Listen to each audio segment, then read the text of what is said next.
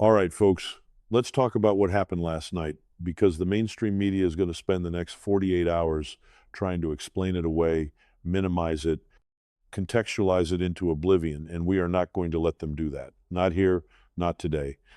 The Republicans just won a special election that the Democrats needed. Needed, not wanted, needed. There is a difference, and that difference is everything heading into the next cycle. Let me set the scene for you because context matters here, even if the left doesn't want you to have any. This was a district that Democrats have been targeting. They poured money into it. They sent surrogates, they ran ads, they had their ground game working, they had the full apparatus of the modern Democratic Party machine cranked up to full volume, and they still lost. They lost in a district they were supposed to be competitive in. They lost in a district they told their donors was winnable. And those donors, by the way, are going to have some very uncomfortable questions to answer at their next fundraiser. Now, I want to be fair. I always try to be fair. So let's acknowledge that special elections are weird. Turnout is weird. The composition of who shows up is different from a general, we all know that. But here's what the Democrats and their friends in the press are going to do. They are going to use that caveat, that legitimate caveat, as a way to dismiss the entire result. They're going to say it doesn't mean anything. They're going to say it's just a blip. They are going to say, wait until November, wait until the environment shifts, wait until voters really tune in. They've been saying wait for a while now. And meanwhile, Republicans just keep winning. Let's talk about what this result actually tells us, because there are layers here. The first layer is the most obvious one. The Republican candidate outperformed. When you look at the numbers from previous cycles in this kind of district, the margin we saw last night is not what you expect when a party is supposedly in trouble with voters. You expect a squeaker if you're the GOP. You expect to be fighting for every vote. Instead, it wasn't close enough to trigger the kind of drama Democrats were hoping for.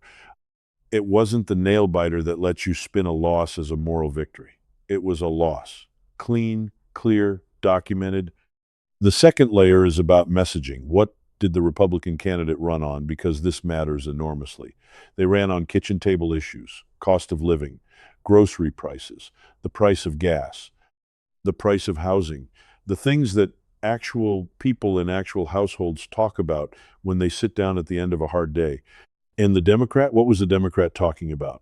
They were doing the thing that Democrats have been doing, trying to triangulate between the activist base and the moderate middle and ending up satisfying neither. That is a structural problem. That is not a candidate problem. You can swap out the candidate. You cannot easily swap out the philosophy. And this is something I've been saying for 2 years. The Democratic Party has a fundamental tension at its core right now.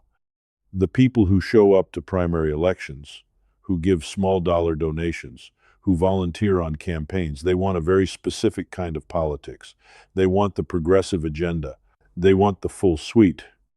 And then the general election electorate, which is a very different animal, keeps telling them in poll after poll and now in election after election, that's not what we're interested in. We're interested in our lives getting better. We're interested in stability. We're interested in a government that functions rather than one that performs. Republicans, for all the criticism that gets thrown at us, and believe me, I hear it, I read the op-eds, Republicans have been sharper on that distinction lately. The message discipline has been better, and last night is evidence of that. Now, let's talk about what the Democrats are going to say. I want to do this because I think it's important to actually engage with the counter-argument rather than just pretend it doesn't exist. The counter-argument is going to be something like this. One special election doesn't define a cycle. The fundamentals of a presidential year versus an off-cycle year are completely different. Incumbency advantages are real. Presidential approval ratings matter. Macro environment matters. All of that is true. But here's the problem with leaning on all of those caveats. At some point, you have to reckon with the pattern. One special election, sure, maybe it's noise. But we've been watching this pattern develop. We've been watching race after race where the Democrat underperforms their expectations, where the shift in the electorate, particularly among working class voters, particularly among Hispanic voters, particularly among younger men, continues to move in a direction that should alarm the Democratic strategist class. And it is alarming them. Don't let the public statements fool you. Behind closed doors, there are very serious conversations happening right now in Democratic circles about whether the coalition that they thought they had is actually as durable as they believed. The Obama coalition, the idea that you could assemble a winning majority by turning out young people, college-educated suburbanites, black voters, and Hispanic voters, that theory of the case is being stress tested in real time, and it is not passing every test. Let's talk about the Republican who actually won last night, because this person deserves credit. Running in a special election is not easy. The pressure is intense, the spotlight is compressed.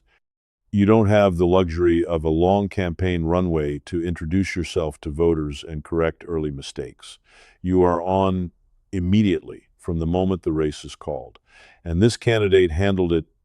They ran a disciplined race. They stayed on message. They didn't get dragged into the side fights that Democrats wanted to have. They didn't take bait. They kept bringing it back to what voters in that district actually care about. That's good politics. That's what good politics looks like.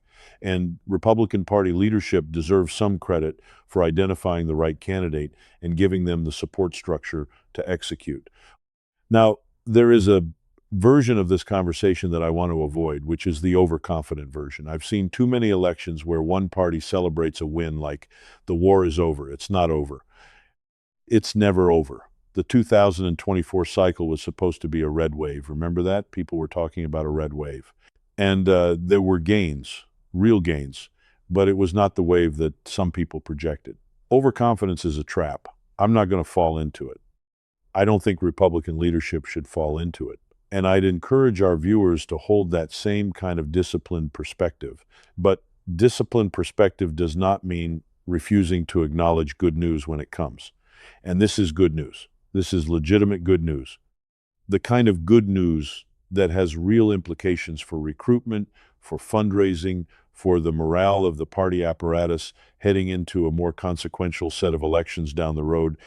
Because here's what wins do. Wins attract candidates. When a party is winning, better candidates want to run under that banner. They see a path. They see momentum.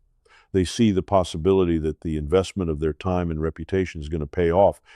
When a party is losing, when a party looks like it's out of step with voters, the quality of the candidate pool tends to decline. The people who are willing to run are either true believers who will run regardless of the odds, or they're opportunists who see a shot at something regardless of the party's health. You want your best people running. You want people who could do something else, who have options, choosing public service. Winning helps make that happen. Democrats are going to have a recruiting problem on the back of this. Not a catastrophic one, not immediately, but a problem.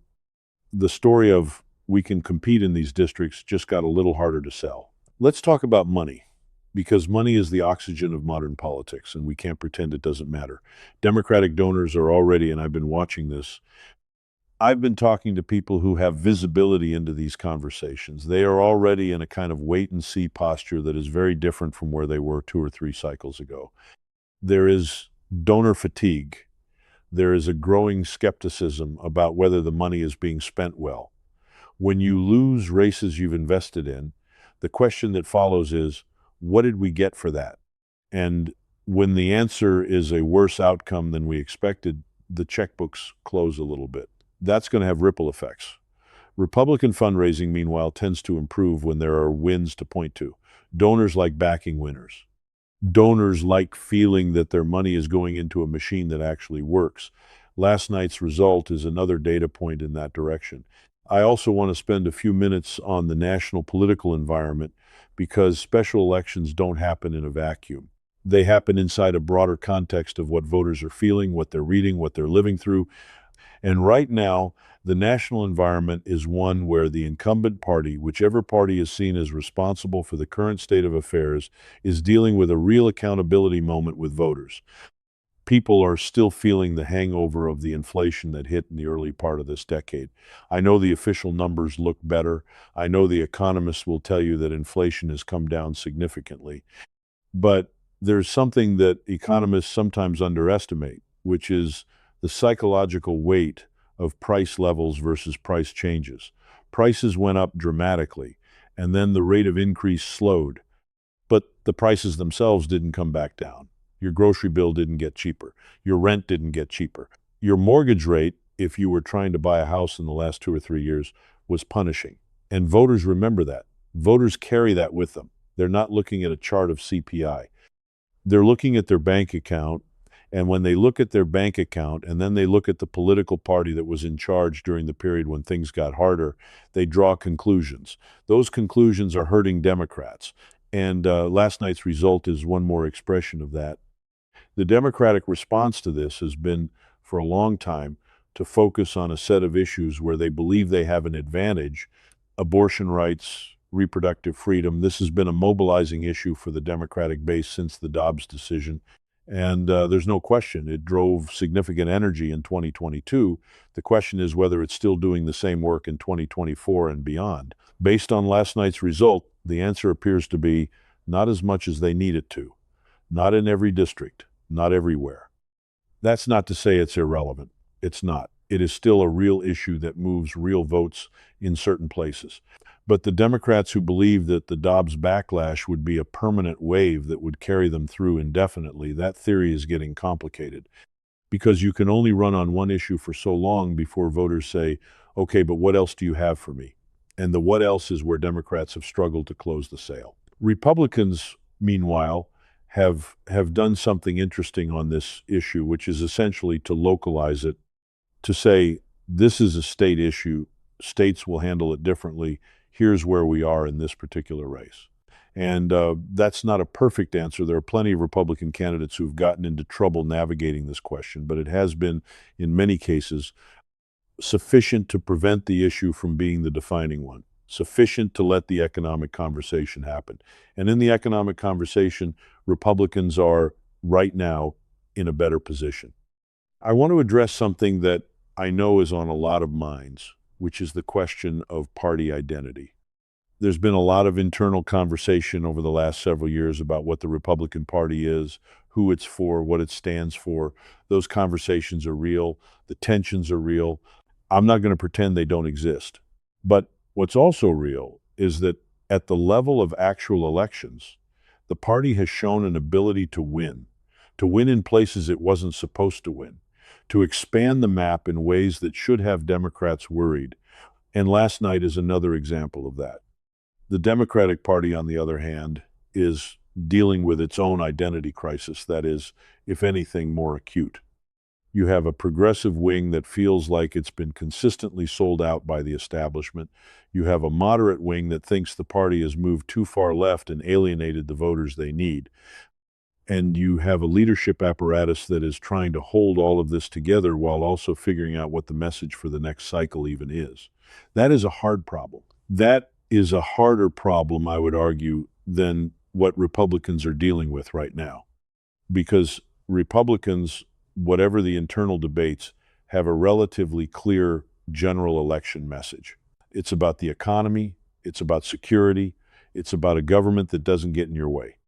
You can dress it up in different ways, you can emphasize different aspects depending on the district, but the core of it is legible. Voters understand it, and voters apparently keep responding to it. Let me also say something about turnout operations, because this is often an underappreciated part of these conversations. Democrats have historically had a very sophisticated ground game, organizing voter contact, the mechanics of turning out their coalition. That has been a genuine advantage. But special elections are interesting because they require a kind of on-demand mobilization that's different from a general election where you've had a year to build the infrastructure. And the fact that Republicans were able to match or exceed Democratic performance in terms of actually getting their people to the polls in this race says something about where the enthusiasm is right now. Enthusiasm matters. You can have the best voter file in the world, but if the people in that file don't feel urgency about showing up, it doesn't translate.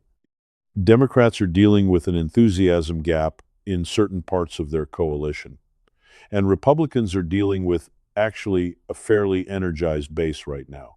That combination is a dangerous one for the left heading into future elections. I want to close on something bigger, because I think we sometimes get so into the weeds of individual races that we lose sight of the larger picture. What is this election about? Not just this one, what is the broader political moment about? I think it's about whether the experiment in government expansion that we've seen over the last several years is working. Whether voters feel like the promises that were made, the promises about infrastructure, about the economy, about American competitiveness, about bringing the country together, whether any of that has actually landed in their lives in a tangible way. And I think what we keep seeing in race after race is that voters are returning a verdict of not sufficiently, not enough. We were promised things and the delivery has been incomplete. That is fundamentally a governing problem, not just a messaging problem. You can't message your way out of a governing failure. You can try. Lord knows they try. But at some point, voters have enough information to make their own judgment. And their judgment keeps being, we're going to go a different direction. We're going to try something else. We're going to trust the other party to see if they can do better. Republicans, when they win these races, are being handed an opportunity, not a blank check, not permission to do whatever they want, an opportunity to demonstrate that they can actually deliver, that they can actually govern in a way that makes people's lives better, that the coalition they're building, which looks different from the Republican coalitions of 20 years ago, which includes more working class voters, more minority voters, more people who don't fit the old demographic template of what a Republican was supposed to be, that this new coalition can be served effectively. That is the challenge, and it is a real one. Winning is the first step. Governing is the harder one. But tonight we talk about the win because it's real, because it matters. Because the people who worked on this race, who knocked on doors and made phone calls and stood in the cold at events and believed in what they were doing, they deserve a moment of recognition. They did something. They changed something. In a world where it often feels like nothing changes, they went out and they changed something. And the Democrats who were counting on this seat, who had already penciled it in, who had already moved on to the next thing, they're going to have to reckon with what happened here. They're going to have to go back to their constituencies and explain it. And those explanations are going to be complicated because there is no clean explanation for why you keep falling short in places you're supposed to be competitive. There's going to be a lot of spin.